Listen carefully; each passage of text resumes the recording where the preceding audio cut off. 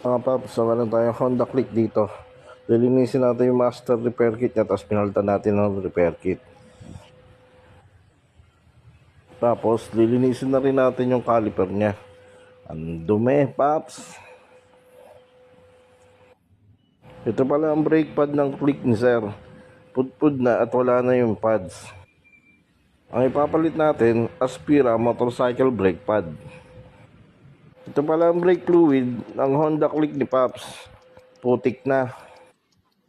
Palitan na rin daw namin ng gear oil ang Honda Click ni paps. Yan. MTRT gear oil ang ilalagay natin. SAE 70W140. Palitan na rin daw namin ang brake shoe. Ang ikakabit, RCB. Nice. So, tapos na mga paps. Ride safe.